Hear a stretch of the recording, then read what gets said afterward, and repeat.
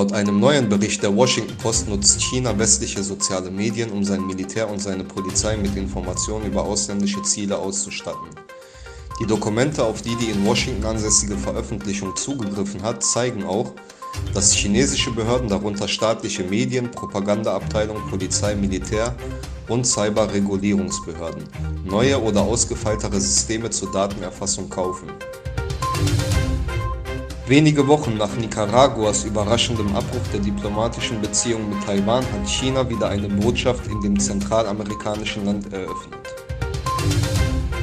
Die EU-Kommission will Investitionen in Gas- und Atomkraftwerke unter bestimmten Bedingungen als klimafreundlich einstufen.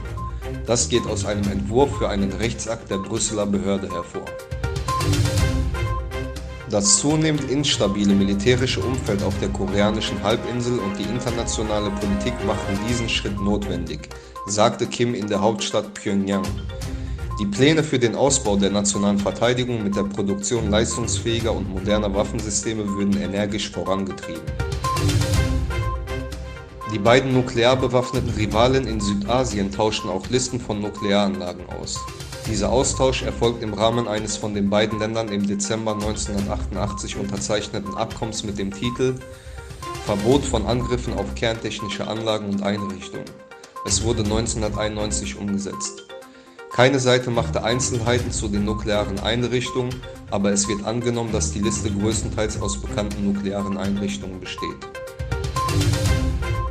Nachdem der Westen aufgrund der Unterdrückung der Uiguren China massiv kritisiert und die Olympischen Winterspiele boykottiert, kommt nun auch Kritik von muslimischer Seite. Der Internationale Rat der Imame teilte mit, dass sie den Boykott der Winterolympiade in Peking und die Uiguren unterstützen.